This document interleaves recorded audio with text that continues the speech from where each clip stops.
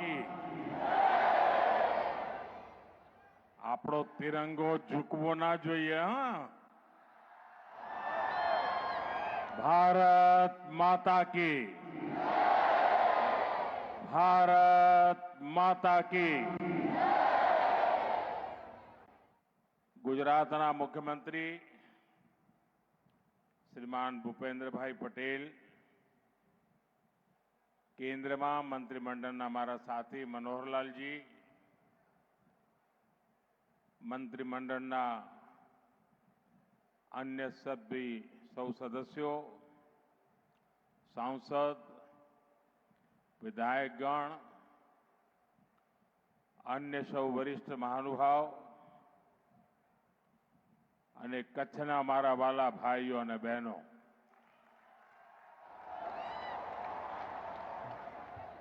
મુજા સરજ્જા સત્રી એડા કચ્છી માડું કી આયો આઉં કચ્છ જા સપૂત એડા क्रांति गुरु श्यामजी कृष्ण वर्मा के घणे घणे नमन करिया तो आई माड़े कच्छी भा भेणु के मुजा जजा जजा राम राम.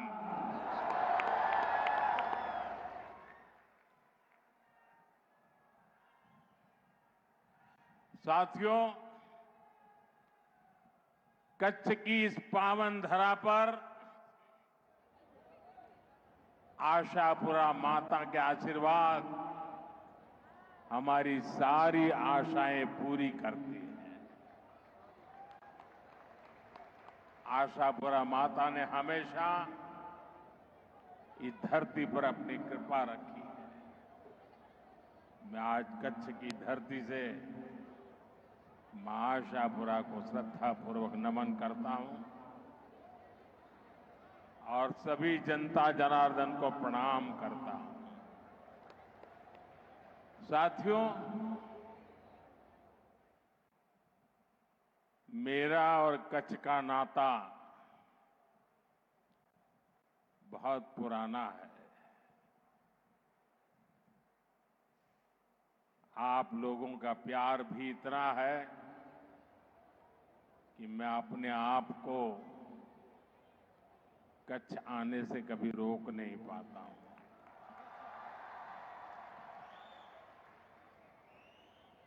और जब मैं राजनीति में भी नहीं था, सत्ता से मेरा कोई लेना देना नहीं था, उस समय भी कच्छ की धरती पर लगातार आना ये मेरी सहज कार्य रचना हुआ करती थी. यहां के चप्पे चप्पे पर जाने का मौका मिला है. कच्छ के लोगों का आत्मविश्वास अभावों के बीच भी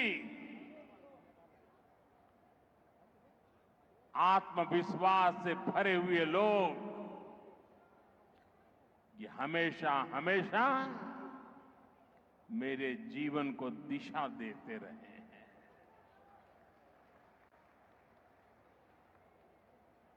जो पुरानी पीढ़ी के लोग हैं वो जानते हैं, वर्तमान पीढ़ी को शायद पता नहीं है.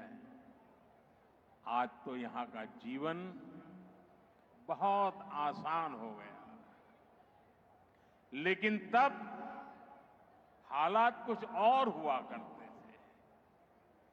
और जब मुख्यमंत्री के रूप में मुझे याद है, जब पहली बार नर्मदा का पानी कच्छ की धरती पर आया, शायद वो दिन कच्छ के लिए दिवाली बन गया था. और ऐसी दिवाली पहले कभी भी कच्छ ने देखी नहीं होगी जो उस दिन हमने देखी थी.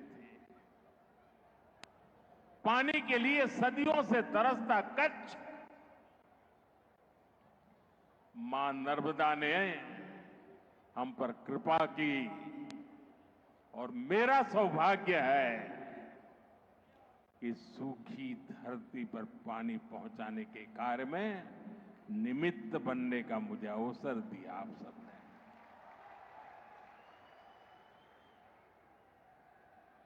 मैं जब मुख्यमंत्री था, लोग गिनते थे कि मुख्यमंत्री जी कितनी बार कच्चा है, हिसाब लगाते थे। कुछ लोग तो कहते थे मोदी जी ने सेंचुरी लगा दी है।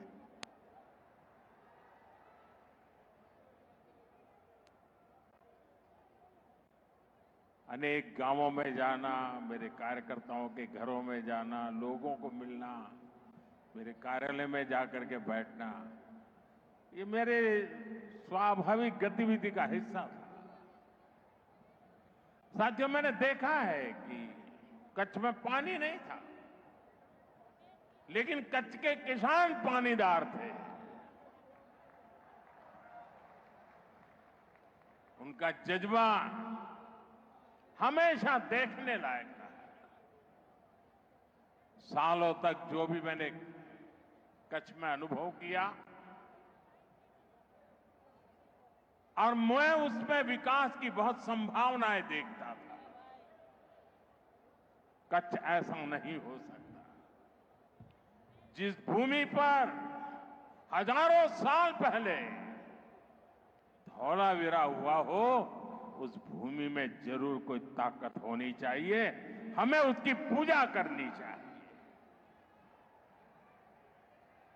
और साथियों, कच्छ ने दिखा दिया कि उम्मीद और निरंतर परिश्रम से स्थितियों को पलटा जाता है, आपत्ति को अवसर में बदला जा सकता है और इच्छित सिद्धियों को प्राप्त किया जा सकता है। जब यहां भूकंप आया था तो दुनिया को लगता था कि बस खत्म, अब कुछ नहीं हो सकता। और कच्छ मौत की चादर ओढ़ करके सोया था उस भूकंप में। लेकिन साथियों, मैंने कभी मेरा विश्वास खोया नहीं था। मेरा विश्वास कच्छी खमीर पर था। અને એટલે જ હું તો કહેતો હતો, બાળકોને ભણાવવું પડશે કે કચ્છનો ક અને ખમીરનો ખ।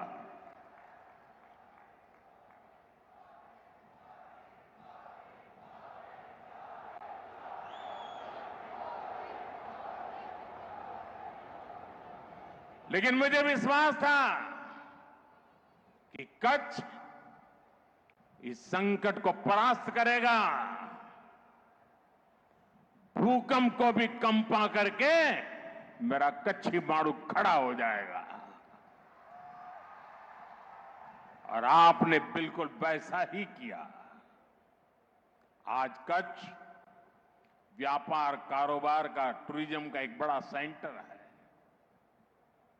आने वाले समय में कच्छ की ये भूमिका और बड़ी होने वाली है। इसलिए जब भी मैं कच्छ विकास को गति देने आता हूं, मुझे लगता है कि मैं और कुछ करूंगा, और नया करूंगा, और ज्यादा करूंगा। मन रुकने का नाम नहीं करता है। आज यहां विकास से जुड़े 50,000 करोड़ रुपए से अधिक के प्रोजेक्ट का शिलान्यास और लोकार्पण हुआ है। एक समय था पूरे गुजरात में 50,000 करोड़ की योजना सुनाई नहीं देती थी। आज एक जिले में 50,000 करोड़ रुपए का काम। साथियों, ये प्रोजेक्ट भारत को दुनिया की एक बहुत बड़ी और ब्लू इकोनॉमी बनाने, ग्रीन एनर्जी का सेंटर बनाने में भी मदद करेगी। मैं आप सभी को, मेरे प्यारे कच्छियों को, इन सभी विकास कार्यों के लिए बहुत बहुत बधाई देता हूं। एक बार तिरंगा फहरा करके जरा अपना आनंद भी जताइए, उत्साह भी जताइए।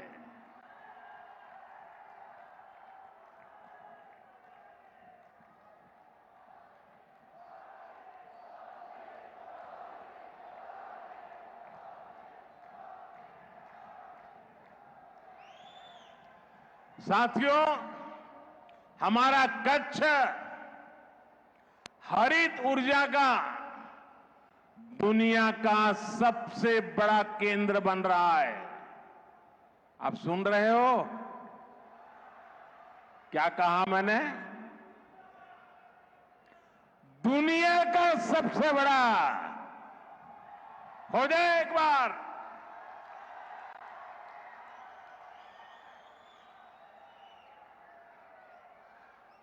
ग्रीन हाइड्रोजन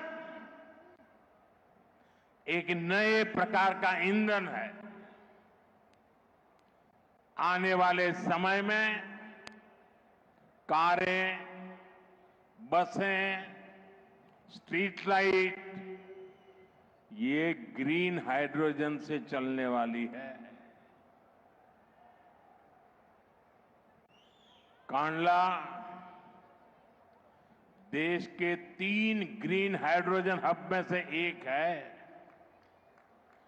आज भी यहां ग्रीन हाइड्रोजन कारखाने का शिलान्यास हुआ है। इस कारखाने में जो टेक्नोलॉजी लगी है, आप गर्व करेंगे साथियों, वो भी मेड इन इंडिया है।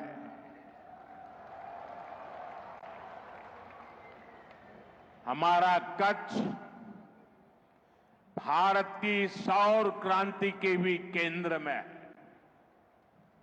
दुनिया के सबसे बड़े सोलर पावर प्रोजेक्ट में से एक यहां मेरे कच्छ में बन रहा है।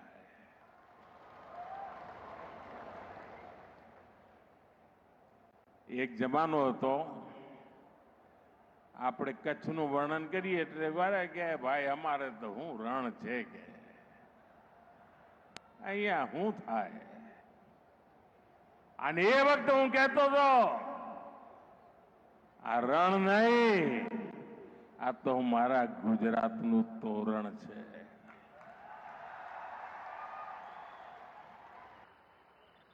અને એ જ રણ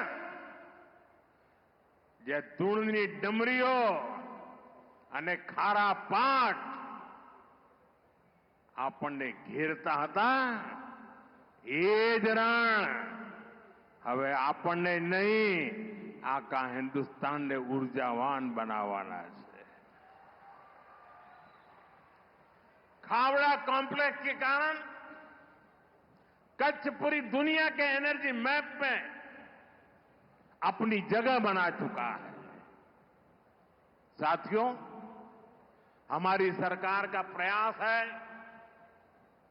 कि आपको पर्याप्त बिजली भी मिले और बिजली का बिल भी 0 हो। और इसलिए हमने पीएम सूर्यघर मुफ्त बिजली योजना शुरू की है। गुजरात में लाखों परिवार इस योजना से जुड़ चुके हैं। भाइयों और बहनों, दुनिया के जिन भी देशों ने समृद्धि पाई है, वहां समंदर समृद्धि का एक बहुत बड़ा कारण रहा है। यहां भी धोलावीरा का उदाहरण हमारे सामने है। लोथल जैसे प्राचीन पोर्ट सिटी यहां हुआ करते थे। ये भारत की प्राचीन सभ्यता की समृद्धि के केंद्र रहे हैं। हमारा पोर्ट लेड डेवलपमेंट का विजन इसी महान विरासत से प्रेरित है। भारत पोर्ट्स के इर्द गिर्द बसे शहरों को विकसित कर रहा है। सी फूड से लेकर टूरिज्म और ट्रेड तक कोस्टल रीजन में देश एक नए इकोसिस्टम का निर्माण कर रहा है। देश पोर्ट्स के विस्तार और आधुनिकीकरण उस पर बहुत बड़ा निवेश कर रहा है और इसके परिणाम भी शानदार है। देश के कुछ बड़े पोर्ट्स ने पहली बार एक साल में record 15 crore ton cargo handle किया है। इसमें हमारा कंडला का दीनदयाल पोर्ट भी शामिल है। देश के कुल समुद्री व्यापार कारोबार का लगभग 1/3 हिस्सा अकेले हमारे कच्छ के ही बंदरगाह से हैंडल होता है। इसलिए कांडला और मुंद्रा पोर्ट की कैपेसिटी को, उसकी कनेक्टिविटी को लगातार बढ़ाया जा रहा है। आज भी यहां शिपिंग से जुड़ी कई सुविधाओं का लोकार्पण किया गया है। यहां नई जेटी बनाई गई है। यहां ज्यादा से ज्यादा सामान स्टोर हो सके, इसके लिए कार्गो स्टोरेज सुविधा बनाई गई है। इस वर्ष बजट में हमने मैरीटाइम सेक्टर के लिए एक स्पेशल फंड की घोषणा की है। बजट में शिप बिल्डिंग पर भी जोर दिया गया है। हम अपनी जरूरत के लिए भी और दुनिया की जरूरत के लिए भी भारत में ही बड़े जहाज बनाएंगे। एक जमाना था, આપણું માંડવી તો એના જ માટે મશહૂર હતું। મોટા મોટા જહાજ આપણા લોકો બનાવતા હતા। આજે પણ એ શક્તિ માંડવીમાં જોવા મળે છે। હવે આપણે આધુનિક જહાજ લઈને દુનિયામાં જવા માંગીએ છીએ, એનું નિર્માણ કરીને એને એક્સપોર્ટ કરવા માંગીએ છીએ। અને એનાથી આપણા હજારો નવજવાનોને શિપ બિલ્ડિંગ, આપણે ત્યાં અલંગમાં શિપ બ્રેકિંગ યાર્ડ છે, આપણે હવે તાકાત લગાવી છે શિપ બિલ્ડિંગમાં। અને આ એવું ક્ષેત્ર છે કે જેમાં રોજગારના સૌથી વધારે અવસર છે। साथियों, हमारे कच्छ ने हमेशा अपनी विरासत का सम्मान किया है। अब ये विरासत भी कच्छ के विकास की प्रेरणा बन गई। बीते 2-2.5 दशक में भुज में टेक्सटाइल, फूड प्रोसेसिंग, सिरेमिक और नमक से जुड़े उद्योगों का बहुत विकास हुआ। कच्ची कढ़ाई, ब्लॉक प्रिंटिंग, बांधनी, कपड़े और चमड़े का काम, इनकी धूम हर तरफ दिखाई देती है। અને આપણું ભુજોડી કોઈ પણ કદાચ હથકરઘાનું, હસ્તકલાનું કાર્યક્રમ એવો ના હોય કે એમાં અમારું ભુજોડી ના હોય। અજરક પ્રિન્ટિંગની પરંપરા કચ્છમાં અનોઠી છે અને હવે તો અમારા કચ્છની આ બધી કલાને જીઆઈ ટેગ મળી ગયું છે। એની ઓળખ ઊભી થઈ છે, દુનિયામાં એની ઓળખ ઊભી થઈ ગઈ છે। यानी अब इस पर मोहर लग गई है कि मूल रूप से ये कला कच्छ की है। ये विशेष रूप से हमारे जनजातीय परिवारों के लिए, कारीगरों के लिए बहुत बड़ी पहचान है।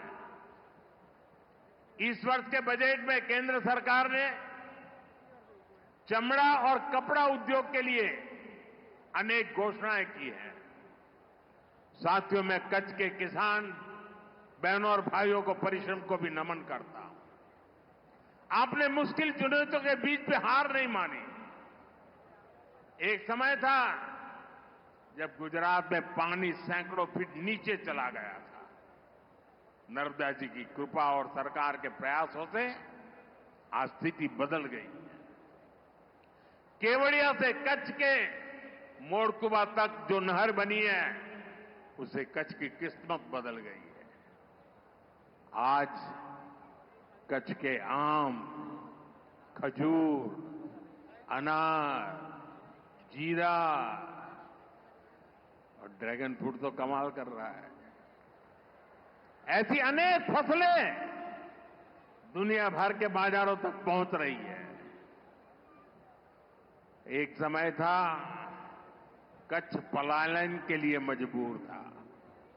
हमारे यहां पॉपुलेशन का माइनस ग्रोथ हुआ करता था। आज कच्छ के लोगों को ही कच्छ में रोजगार मिलता है। इतना नहीं, कच्छ के बाहर लोगों की आशा भी कच्छ में बन गई है। साथियों, देश के नौजवानों को ज्यादा से ज्यादा रोजगार मिले, ये भाजपा सरकार की प्राथमिकता है। टूरिज्म एक ऐसा सेक्टर है जिसमें बहुत बड़ी संख्या में रोजगार है। कच्छ में इतिहास भी है, संस्कृति भी है और प्रकृति भी है। मुझे खुशी है कि कच्छ का रणोत्सव दिनों दिन नई बुलंदी की तरफ बढ़ रहा है। ये जो स्मृति वन हमारे भुज में बना है, इसको यूनेस्को ने दुनिया का सबसे खूबसूरत संग्रहालय माना है। आने वाले समय में यहां के पर्यटन में और विस्तार होगा। धोरडो गांव दुनिया के बेस्ट टूरिज्म विलेज में से एक है क्या धोरडो वाले? आज यहां जरा तिरंगा फहराइए। मांडवी का सी बीच भी पर्यटकों के लिए आकर्षण का केंद्र बन रहा है। और मैं तो भूपेंद्र भाई को रिक्वेस्ट करता हूं, कच्छ के सारे नेता यहां बैठे हैं, जब हमारा रणोत्सव चलता हो, क्या उसी समय हम कच्छ के बीच पर बीच कंपटीशन खेलों की, क्योंकि आजकल बीच गेम्स बहुत पॉपुलर हो रहे हैं। अभी कुछ समय पहले डीयू में नेशनल कंपटीशन हुआ। हजारों बच्चे खेलने के लिए आते हैं। बीच की बालू में खेलना होता है। मैं चाहूंगा कि अब रेगुलरली जब रणोत्सव चलता हो, उसी समय हमारे मांडवी के बीच पर देश भर के लोग आए, खेले और बीच उत्सव, यानी एक प्रकार से कच्छ टूरिज्म के अंदर नई नई ऊंचाइयों को प्राप्त करता चले। आपको जो भी मदद चाहिए, मैं तो मौजूद ही हूं हमेशा।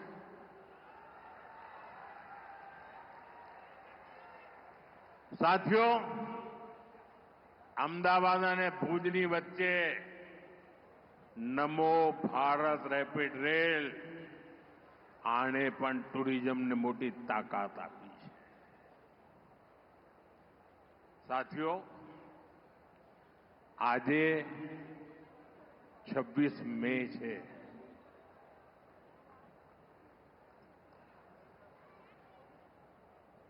કેમ આમ ઠંડા પડી ગયા?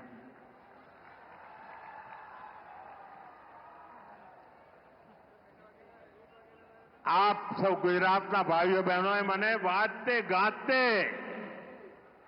ગુજરાતમાંથી વિદાય આપીને દિલ્હી મોકલ્યો અને 2014 26 મે આજે જ અને લગભગ આ જ સમયે દેશમાં પહેલીવાર प्रधानमंत्री तरीके, प्रधान सेवक तरीके सौगंध लीधा आता है।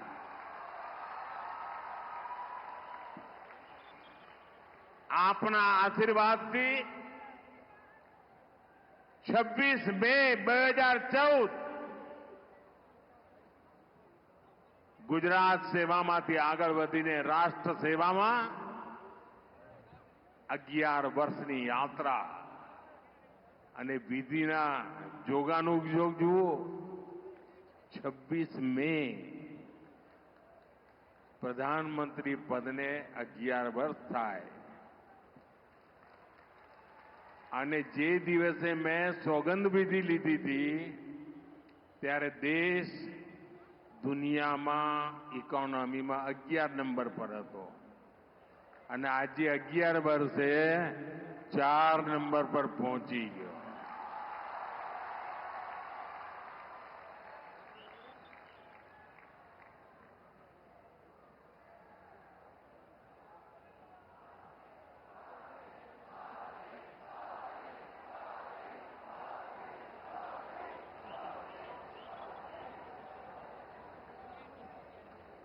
साथियों, भारत टूरिज्म पर विश्वास करता है. टूरिज्म लोगों को जोड़ता है, लेकिन पाकिस्तान जैसा देश भी है जो टेररिज्म को ही टूरिज्म मानता है और ये दुनिया के लिए बहुत बड़ा खतरा है. हमारे गुजरात में कच्छ के लोगों को पता होगा कि पहले गांधीनगर से कोई भी मंत्री मुख्यमंत्री कच्छ आते थे 25-30 साल पहले, तो उनके भाषण में पाकिस्तान से शुरू होता था, पाकिस्तान पूरा होता था और कच्छ वालों को बार बार याद कराते थे पाकिस्तान पाकिस्तान पाकिस्तान. आपने देखा होगा 2001 में मैंने तय कर लिया कि मैं समय उसमें बर्बाद नहीं करूंगा.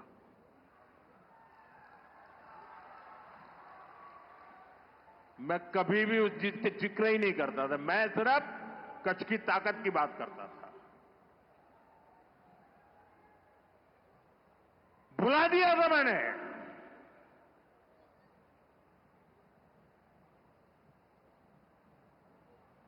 और कच्छ के लोगों ने पूरे सामर्थ्य के साथ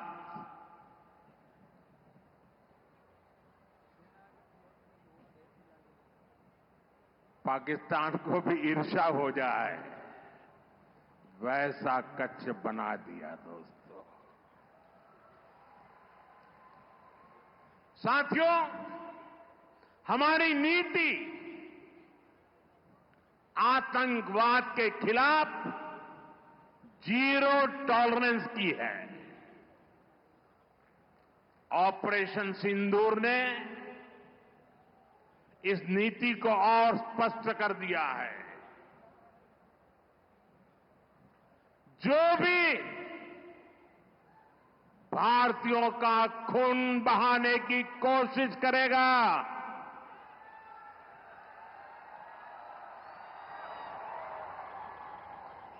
उसको उसकी भाषा में ही जवाब दिया जाएगा.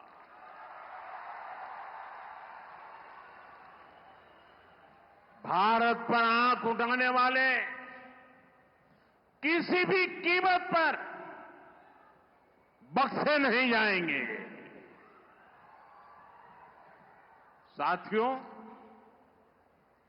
ऑपरेशन सिंदूर मानवता की रक्षा और आतंकवाद के अंत का मिशन है.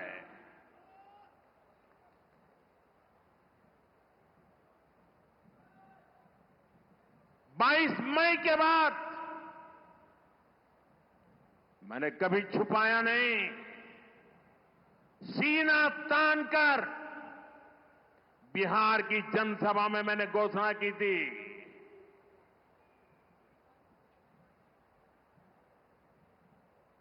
मैं आतंकवाद के ठिकानों को मिट्टी में मिला दूंगा.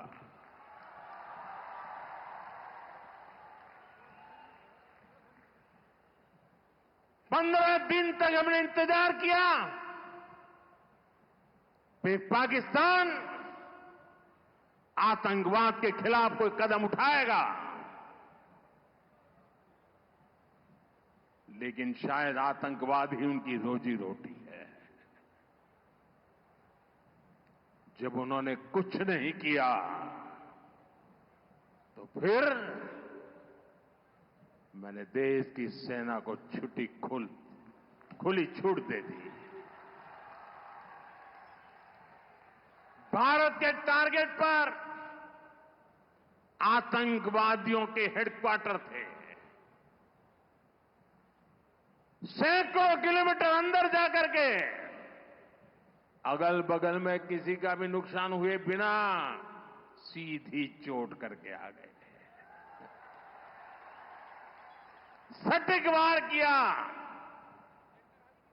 ये दिखाता है कि हमारी सेना कितनी सक्षम और कितनी अनुशासित है। हमने दुनिया को दिखाया कि हम आतंकवाद के अड्डों को, उनके ठिकानों को यहां बैठे बैठे मिट्टी में मिला सकते हैं। साथियों, भारत की कार्रवाई से पाकिस्तान कैसे बौखला गया, ये भी हमने देखा है।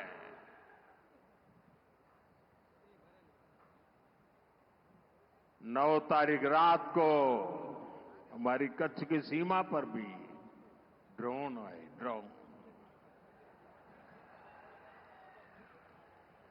उनको लगता था कि मोदी गुजरात का है तो जरा गुजरात में कमाल कर हुए मालूम नहीं है। जरा 71 को याद कीजिए, ये जो वीरांगना यहां आई थी ना, उन्होंने तुमको धूल चटा दी थी। ये माताएं बहनें उस समय 72 घंटे में रनवे तैयार कर दिया और हमने हमले फिर से चालू कर दिए थे। और आज मेरा सौभाग्य है कि 71 की लड़ाई की उस वीरांगना माताओं ने आकर के मुझे आशीर्वाद दिए हैं। इतना ही नहीं, सिंदूर के वृक्ष का पौधा भी दिया है। माताएं बहनें, आपका दिया हुआ ये पौधा अब पीएम हाउस में लगेगा।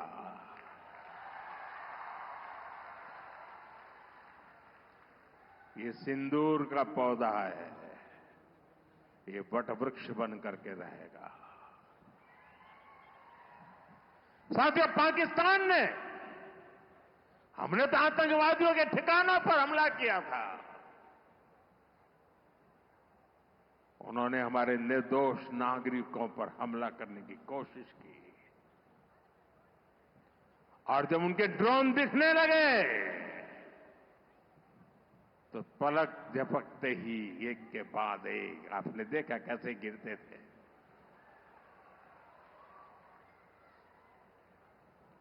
और तब भारत ने भी उनकी सेना पर 2 गुनी ताकत से हमला किया। भारत ने जिस सटीकता से पाकिस्तान के एयरबेस को, उनके सैनिक ठिकानों को तबाह कर दिया, उससे दुनिया हैरान हो गई। जैसा मैंने कहा, आपने तो 71 की लड़ाई देखी है। इस बार पूरा पाकिस्तान कांप रहा था दोस्तों, कांप रहा था। और 71 में वो सोचते थे कि हमने भूज के एयरबेस पर हमला किया था। और उस समय हमारी बहनों ने कमाल करके दिखा दिया था, बहादुरी की मिसाल दिखाई थी। और साथियों, पाकिस्तान के हमले का जवाब हमने इतनी ताकत से दिया कि उनके सारे एयरबेस आज भी आईसीयू में पड़े हैं, आज भी आईसीयू में पड़े हैं।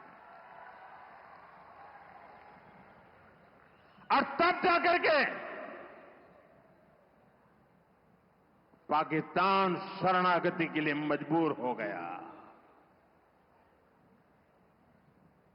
पाकिस्तान को लगा बच नहीं सकते। भारत ने रौद्र रूप दिखा दिया है और आखिरकार ये हमारी सेना का पराक्रम था, ये हमारी सेना का साहस था, ये हमारी सेना का सटीक ऑपरेशन था। कुछ ही घंटों में पाकिस्तान ने सफेद झंडा फहराना शुरू कर दिया। उन्होंने कहा कि हम गोली नहीं चलाना चाहते। हमने कहा हम तो पहले भी कह देते थे भाई, हमने तो पहले ही कहा था। हमने आतंकवाद के ठिकानों को तोड़ना था, मारना था, सबक सिखाना था। उसके बाद तुम्हें चुप रहने की जरूरत थी, लेकिन तुमने गलती की तो तुम्हें सजा भी भुगतनी पड़ी। साथियों, भारत की लड़ाई सीमा पार पल रहे आतंकवाद से। जो आज इस आतंकवाद को पाल पोस रहा है, उससे हमारी दुश्मनी है।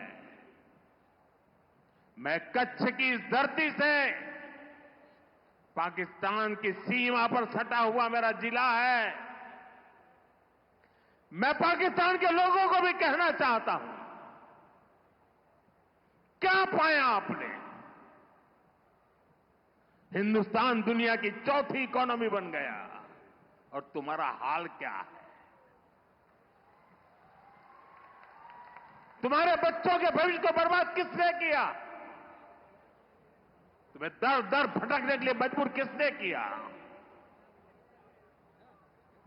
ये आतंकवाद के आकाओं ने।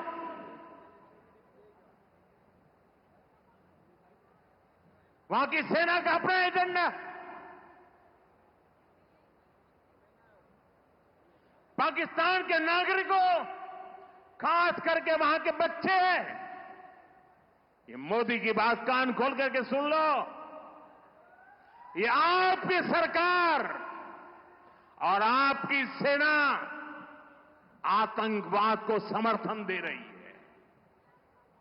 आतंकवाद पाकिस्तान की सेना और सरकार के लिए पैसा कमाने का जरिया बन गया है। पाकिस्तान के युवकों को तय करना होगा, पाकिस्तान के बच्चों को तय करना होगा, क्या ये रास्ता उनके लिए ठीक है? क्या उनका भला हो रहा है? सत्ता के लिए जो एक खेल खेले जा रहे हैं, क्या उससे पाकिस्तान के बच्चों की जिंदगी बनेगी?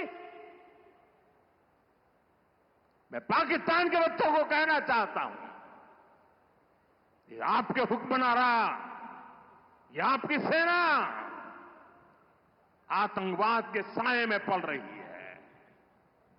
वो आपके जीवन में खतरे पैदा कर रही है, आपके भविष्य को नष्ट कर रही है, आपको अंधेरे में धकेल रही है। पाकिस्तान को आतंक की बीमारी से मुक्त करने के लिए पाकिस्तान के अवाम को आगे आना होगा, पाकिस्तान के नौजवानों को आगे आना होगा। सुख चैन की जिंदगी जियो, रोटी खाओ, वरना मेरी गोली तो है ही।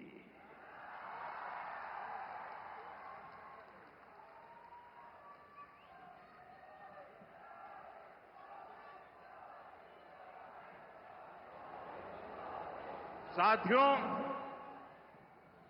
भारत की दिशा एकदम स्पष्ट है। भारत ने विकास का पथ चुना है, शांति और समृद्धि का रास्ता चुना है। मुझे भरोसा है कि जैसे कच्छ की जो स्पिरिट है, वो भारत को विकसित बनाने के लिए भी प्रेरणा बनेगी। મારા કચ્છી ભાઈ બહેનો, હવે થોડા દાડા પછી આપણો અષાઢી બીજ આવશે. આપણું કચ્છી નવું વર્ષ અહીં આવ્યો છું. પહેલા તો અહીં અષાઢી બીજે આવવાનો મોકો લેતો હતો, પણ હવે આવવાનો નથી. તો આજે આપણા અષાઢી બીજના નવ વર્ષની શુભેચ્છાઓ મારા કચ્છી ભાઈઓ બહેનો દેતો જાઓ. કચ્છના મારા વાલા ભાઈ બહેનો, આપનો પ્રેમ, આપના આશીર્વાદ અને આજે જે રોડ શો કર્યો આપે આટલી ગરમીમાં, એરપોર્ટ ત્યાં સુધી માનવ મહેરામણ ઉમટ્યું હતું. કચ્છને મારા 100 સલામ દોસ્તો, 100 સલામ. એક વાર ફરી આપ સૌને અનેકવિધ વિકાસ કાર્યોની ખૂબ ખૂબ શુભકામનાઓ આપું છું. મારી સાથે જોર પૂરી તાકાતથી બોલીએ અને તિરંગા ઝંડાને બરાબર ઊંચા કરીને કરીએ. ભારત માતા કી, ભારત માતા કી, ભારત માતા કી, भारत माता की. वंदे वंदे वंदे वंदे वंदे वंदे वंदे. बहुत बहुत धन्यवाद. धन्यवाद माननीय प्रधानमंत्री जी, आपके प्रेरणादायी